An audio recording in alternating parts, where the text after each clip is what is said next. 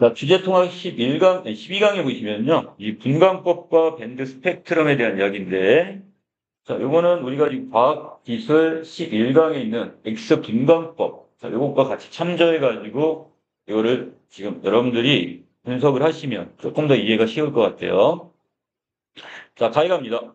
원자나 분자는 이 마이크로파 적외선, 그다음에 가시광선, 자외선, X선 등의 자, 뭐가 있대요? 전자기파를 내놓거나, 그 다음에 이걸 우리가 방출한다고 그러죠? 자, 방출이 일어나거나, 또는 흡수를 하면서 상태가 바뀌게 됩니다.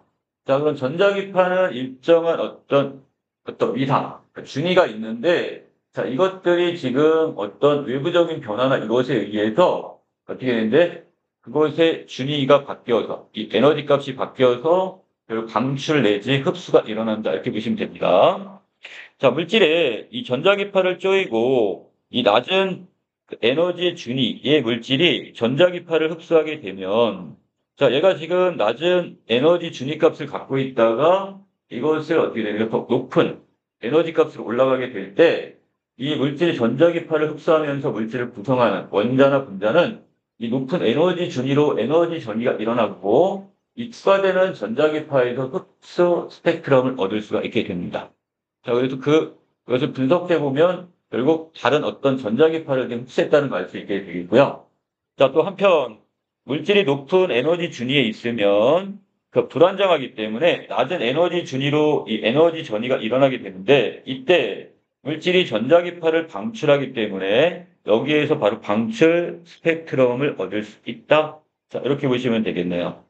자, 이거 이렇게 설명하면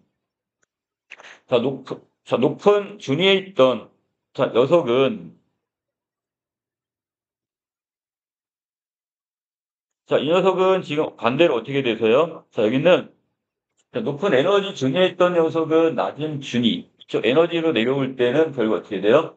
그만큼의 즉 에너지를 방출을 하게 되는 거고, 자, 반대로 어떤 경우는 자, 에너지 값이 지금 낮은 데에서 높은 에너지로 올라가게 되면 자, 이 에너지 차만큼 이만큼을 더 흡수를 하게 된다. 그렇게 이해를 하시면 되겠습니다. 자, 이러한 물질의 특성을 이용해서 이 분광법은 원자나 분자의 상태를 파악하게 되는데, 자, 분광법은 둘로 나눌 수가 있답니다. 그래서 방출 분광법은 원자나 분자가 높은 에너지 상태에서 낮은 에너지 상태로 변하면서 여분, 남는 에너지를 이 빛으로 방출하는 것을 이용하게 되는 거고, 자, 반면에 흡수 분광법은요, 자, 복사선. 그냥 이게 전자기파로 보셔도 될 것 같아요. 자, 이것이 어떤 주파수를 자, 변화시키면서 원자나 분자가 어떠한 복사선을 흡수하는지를 살피게 되는 겁니다. 자, 그래서 원자나 분자의 상태에 따라 다른 에너지 준위를 가지게 되므로 자신의 에너지 준위의 차이에 해당하는 에너지를 가진 방자만을 흡수하게 되겠죠. 그래서 이것이 지금 어느 정도 지금 낮은 에너지 값을 갖다가 높은 에너지를 갖게 되면 그 에너지의 차이만큼, 자, 이만큼의 어떤 에너지를 빛으로 이렇게 흡수하거나 방출하게 되는데, 자, 여기서, 자, 이 광자의 이 에너지는 전자기파의 주파수의 정비례를 하는데요. 우리가 이 광자 에너지, 자, 이것은 이 전자기파의 주파수에다가 상수 H를 곱해서 나오거든요. 자, 그렇다면, 결국 전자기파의 주파수 값이 커지면 결국 이 광자 에너지 값은 당연히 커지게 되니까 이건 정비례다. 이렇게 보시면 되겠죠. 자, 그리고 자, 이 원자나 분자는 부유한 주파수의 전자기파만을 방출하거나 흡수를 하게 됩니다. 이러한 성질을 이용해서 이 방출 분광법과 그 다음에 흡수 분광법은 자, 원자나 그리고 분자의 회전, 진동, 전자 에너지 준위 간격에 대한 정보를 알아낼 수가 있다. 되겠습니다. 자, 이건 우리가 그 남은 단에 가서 다시 살펴볼 부분이 바로 이 부분이에요. 회전 에너지, 진동 또는 전자 에너지. 자, 이것의 준위의 간격. 자, 이것을 우리가 지금 별도로 다시 보게 됩니다. 이 방출 분광법에서 기체가 방출하는 광자의 스펙트럼을 관찰하면 이 스펙트럼 선에 폭이 생긴대요. 폭이라는 것은 일정한 띠 형태로 생긴다는 얘기죠. 자, 그래서 이 범위가 생기는데 이 주파수를 정확하게 확정하는 데 방해가 됩니다. 자, 그래서 아까 얘기했던 이런 거. 자, 우리가 어떤 빛 스펙트럼을 이렇게 우리가 이거를 측정을 했을 때, 자, 이 전체적으로 봤을 때 노란 선의 부분에 스펙트럼의 띠가 너무 이게 붙었단 말이야. 그러면 이 중에 어느 주파수인지를 정확하게 주파수 때를 잡아내기가 좀 힘들어. 그럼 얘를 더 줄여줘야 된다는 뜻이야, 지금. 자, 그래서 정밀한 주파수 측정을 위해서는 스펙트럼의 폭을 줄여서 이 스펙트럼의 분해능을 높여야 됩니다. 그리고 이 스펙트럼의 그 띠, 여기 있는 이 선들이 있죠? 여기 있는 이 스펙트럼의 선에 어떤 분리를 시켜가지고 이것을 따로따로 이렇게 분리를 해내는 능력. 이게 우리가 분해능이니까. 이 기체 시료에서 선폭을 증가시키는 요인 중에 하나가 이 도플러 효과입니다. 자, 그런데 이거는 선폭을 우리는 지금 줄여야 되는데 거꾸로 지금 도플러 효과에 의해서 어떻게 되는 거야? 이 선폭은 더 증가할 수가 있대요. 자, 그래서 이 도플러 효과가 뭐냐?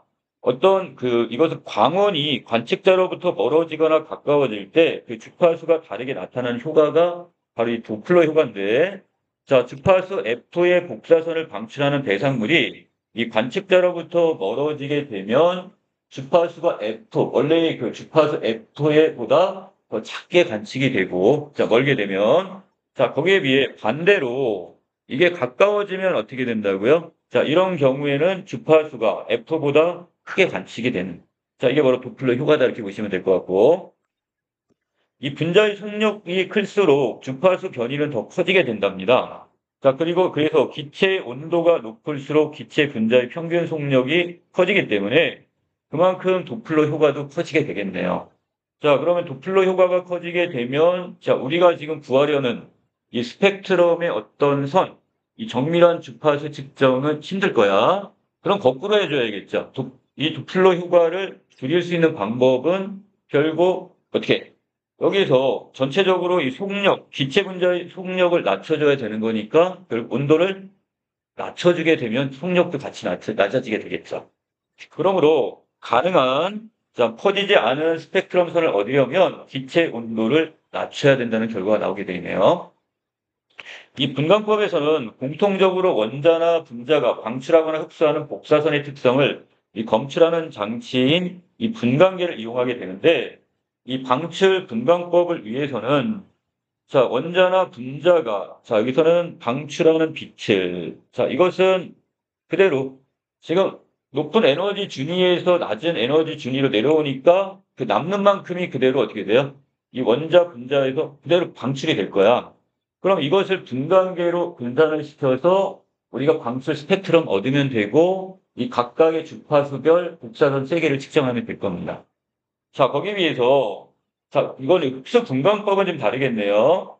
자, 흡수 분광법을 하기 위해서는 적합한 광원으로부터 나오는 복사선을 시료에 째어주고 우리가 지금 분석하고자 하는 이 분석물에 째어주고 그 다음에 추가되어 나오는 복사선. 자, 얘는 지금 거꾸로죠. 얘는 지금 남는 녀석이 어떻게 되는 거야? 아니, 모자라는 녀석이죠. 자, 이제 흡수가 되는 거니까 자, 에너지 값이 지금 낮은 상황에서 높은 에너지 값으로 올라가면서 모자라는 만큼을 흡수하는 거야. 자, 그렇게 되면 이때 여기 있는 특정한 어떤 시료에 그것이 추가되어 나오는 복사선을 이 분광계로 들여보내게 되네요. 자, 위에는 원자나 분자가 방출하는 빛을 분광계로 직접 이렇게 분산시켜서 스펙트럼 얻는 데 비해서 이 흡수 분광법은 추가되어 나오는 복사선을 분광계로 들여보내서 이것도 주파수별로 분산시킨 다음에 흡수 스펙트럼 얻게 되고 자, 그것을 다시 주파수별대로 복사선의 세기를 측정하면 되겠습니다. 자, 이때 복사 광원은 한 주파수를 중심으로 하는 대단히 좁은 영역에 걸친 이 단색 광원. 자, 이것이거나 또는 넓은 주파수 영역에 걸친 다색 광원의 두 종류가 있다. 이렇게 보시면 될 것 같아요. 자, 그래서 우리가 뜨거운 물체로부터 나오는 이 흡체 복사를 이용하는 이 다색 광원은, 자, 다색 광원을 설명하고 있습니다. 적외선부터 자외선까지를 이용할 수 있는 장점이 있답니다. 자, 적외선부터 자외선까지 상당히 넓은 범위, 이 띠를 다, 그 주파수 대역을 다 지금 어떻게 이용할 수 있는 장점이 있는데, 자, 보통 우리가 기체, 방전 램프의 경우 바로 이걸 사용할 수 있다고 얘기를 하고 있네요. 자, 적외선, 가시광선, 자외선 영역을 포함하는 혼합 방원이 되는데, 실제로 이 제논 방전 램프는 이온화된 제논 가스에 전기를 통과시켜 빛을 내게 되는데 제논 방전 램프의 빛은 햇빛과 매우 비슷한 흰색 빛으로 적외선에서 자외선에 이르는 연속된 주파수의 전자기표로 이루어져 있답니다. 자, 우리가 지금 그 미술 시간에 그 색깔 같은 거, 이렇게 물감 같은 거를 칠하면 어떻게 되죠? 여러 가지 색깔을 섞으면 섞을수록 검정색에 가까워지는데 거기에 비해서 여러 가지 어떤 빛을 섞게 되면 어때요? 이런 경우는 흰색이 나오는 것처럼 여기 지금 다색 검은이 들어가면서 얘가 지금 거의 어디 햇빛과 같은 흰색을 띠고 있다 이렇게 보셔도 될 것 같아요. 그리고 이때 여기서 이 부분은 지금 전체적으로 연속된 주파수의 전자기파의 띠 이걸 지금 갖게 되고 자 거기에 비해서 강력한 단색광을 발생시키는 광으로는 바로 싱크로트론이라는 저장링이 있는데 자 이것은 이 전자들을 전기장과 자기장을 연동해서 자, 한편으로 전기 어떤 것도 걸어주고 전압도 걸어주고 한쪽에는 자기장도 이렇게 걸어줘서 연동해서 고리 형태의 통로 속에서 가속시키게 되면 이 원운동을 하는 전자는 중심을 향하는 힘으로 가속이 되면서 이것이 복사선을 내놓게 됩니다. 자, 거기서 이제 전자기파를 내놓는 거죠. 자, 이때 이 싱크로트론 저장 링에서 나오는 이 복사선은 전자의 속력에 따라서 적외선부터 가시광선 X선에 이르는 넓은 주파수 영역에서 이 중에서 특정한 주파수만 받게 조절을 할 수 있다 이겁니다. 자, 그럼 다시 가면 우리가 아까 그 가스 형태로 형태는 이 제논 방전 램프의 경우는 어때요?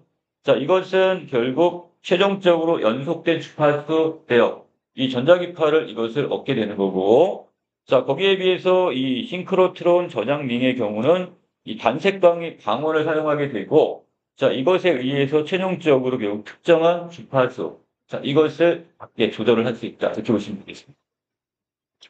자, 나온다 바로 갑니다. 이 분자 스펙트럼은 자, 분자라고 했어요. 원자보다 더 큰 분자를 얘기하고 있는데 분자 구조를 탐색하는데 요긴한 도구랍니다. 이 원자가 두 개인 분자나 또는 라디칼 이온 등의 다양한 분자 스펙트럼이 바로 여러 연구자에 의해 연구되고 있는데 자, 일찍이 원자의 경우는 선 스펙트럼을 형성해요.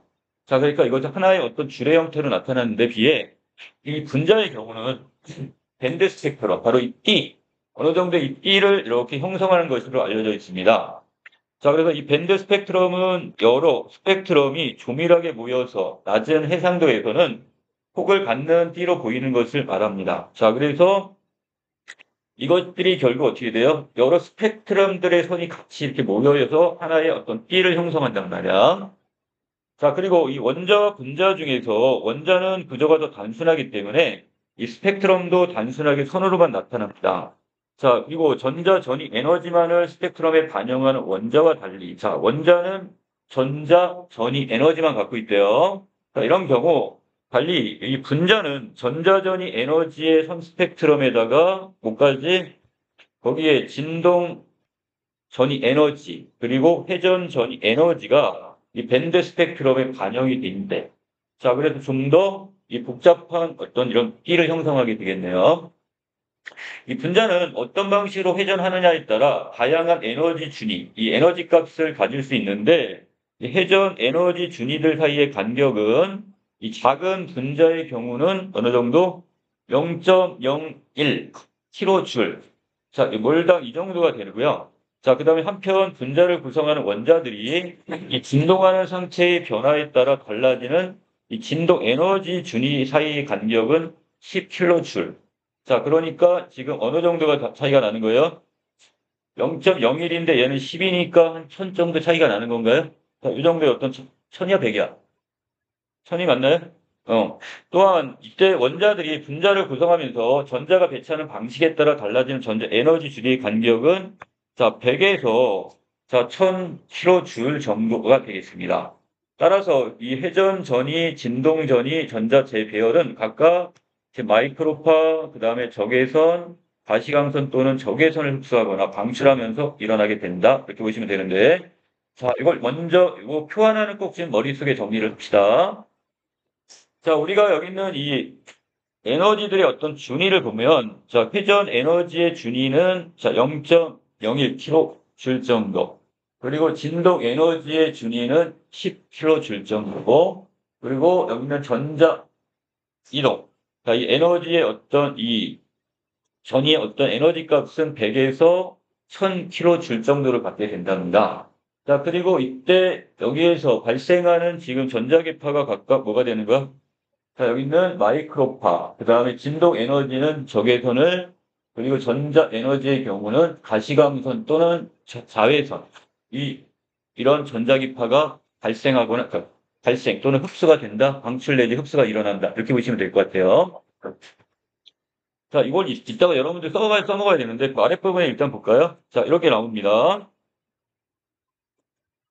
자, 예를 들어가지고, 여기 있는 회전 전위가 진동 전위와 동시에 나타나게 되면, 자, 이때 회전 전위 에너지에 비해 진동 전위 에너지는 1000배 정도 크기 때문에, 자, 어떤 값이 커지는 거야, 결국은?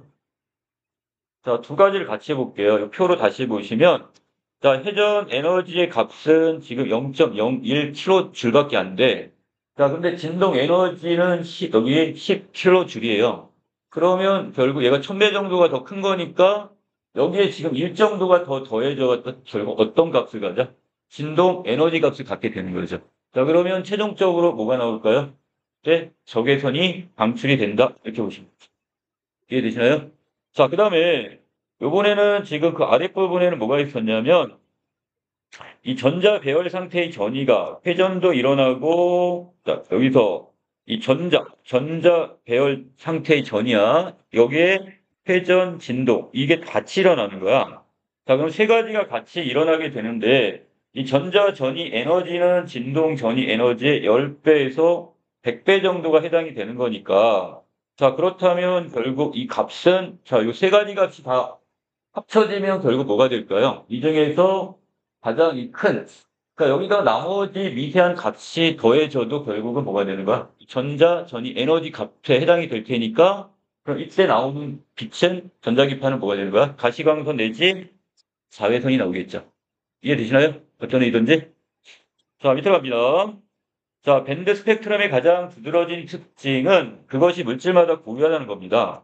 모든 물질은 각각 고유한 에너지 준위의 배열을 가지고 있기 때문에 각기 독특한 밴드 스펙트럼을 갖게 됩니다.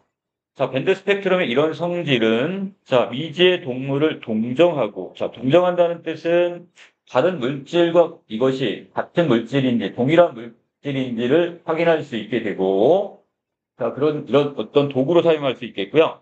또 어떤 물질의 스펙트럼에 나타나는 독특한 밴드 양상이 그 물질을 동정하는 데 사용이 됩니다. 또 하나, 밴드 스펙트럼은 원자의 또는 분자의 전자 구조, 배열이 어떻게 배열되어 있는지 이 상태를 이해하는 데 중심 역할을 하기 때문에, 자, 어떤 물질의 에너지 준위들을 조사해 봄으로써 과학자들은 그 물질의 전자 배열과 전자들을 제자리에 잡아두는 힘에 대한 어떤 통찰력도 얻을 수 있다. 자, 이렇게 보시면 되겠습니다.